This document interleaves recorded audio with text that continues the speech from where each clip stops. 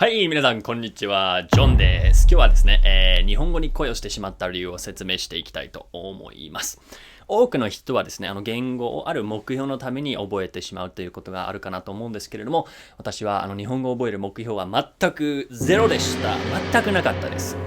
なぜできるようになったかと言いますとですね、ただ単にですね、日本語に恋をしてしまったってい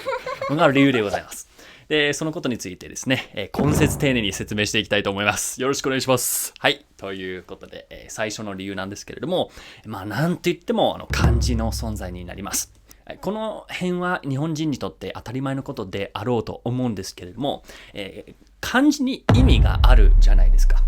で、この時点から、すでに英語とは全く違う。で、想像していただきたいと思うんですけれども、20歳の時までですよね。英語しか知らない、英語しか喋ることのできない僕が、漢字と出会ってしまって、この文字に意味があるんだ。一個一個の文字に意味があるんだっていう、この現象に出会ってしまうんですよね。で、これを経験するだけで思考がガラリと変わるっていうことを味わったわけなんです。で、刺激的なことが好きな人間なので、これだけでも面白かった。漢字が面白いから、中国語を勉強すればよかったよっていうふうに言われそうなんですけれども、中国語とは違いましてですね、日本語には、やっぱり漢字以外にも、カタカナとひらがながある。それで、こんなことがあり得るんですね。はじめだとか、下界だとか、ブラザーだとか。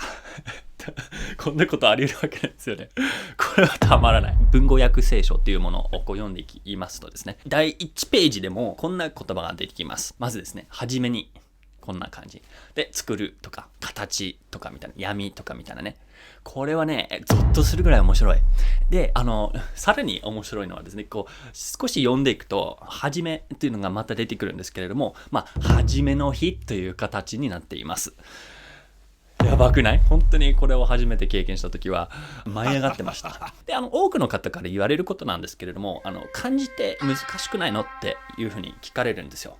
で、確かに漢字が多いので難しいイメージはあるのかもしれませんけれども、決して難しくないなっていうのが私の意見でございます。で、なぜかっていうとですね、覚え方は割と簡単だと思うんですよ。で、それこそ意味があるからこそ覚えやすい。漢字にはですね、幸いにも部首っていうものがありますよね。部首っていうのは漢字の音だとか意味だとかを表している、一部っていうわけなんですが、この部首たちが登場人物であるプチ物語で漢字の意味だけではなくてですね、意味も読みも実は覚えられてしまうんだよっていうのが、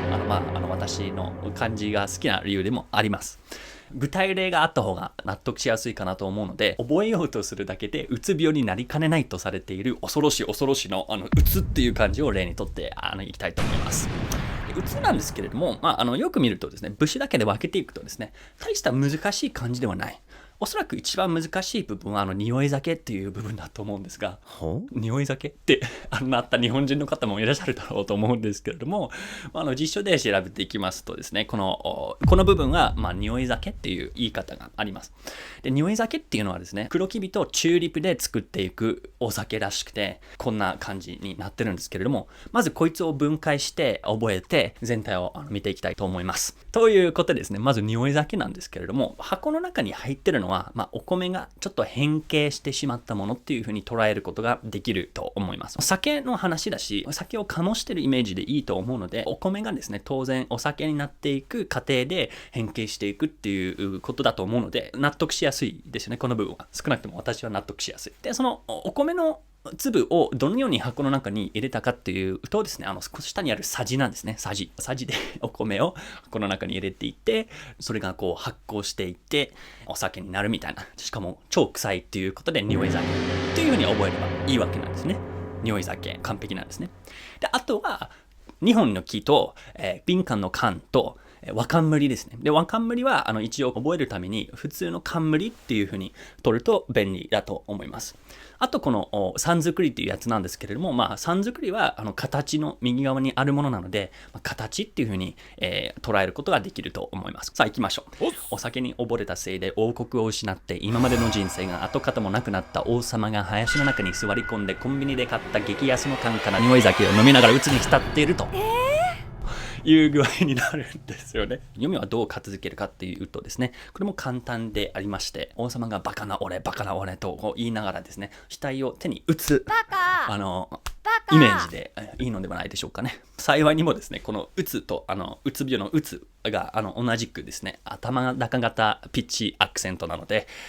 完璧ですね、バッチリ。こういうふうに漢字を覚えていけばいいわけなので、極めて楽しいことだし、決して難しいことではないと。逆に英語の綴りに散在する規則の例外を覚えていく方がよっぽど至難の技だと思うんですね。ということですね、英語を覚えている日本人の方に本当に、頭を下げないではいられない思いでございます。ということでですね、今日の動画を最後にしたいと思いますが、一番最初に言いましたようにですね、目標があって日本語を覚えたわけではなくて、日本語に恋をしてしまって覚えたということでございます。で、他にも恋をしてしまった理由がありますので、こういう動画が面白かったよという方はですね、ぜひその旨をコメント欄に残していただけたら、次の動画も作れるかなと思います。需要があれば作りますので、おっしゃってください。いいねのところをポチッとですね、押してくれれば、この動画がより多くの人に広がり、このチャンネルが成長していきますので、よろしくお願いいたします。ということですね、今日は失礼いたします。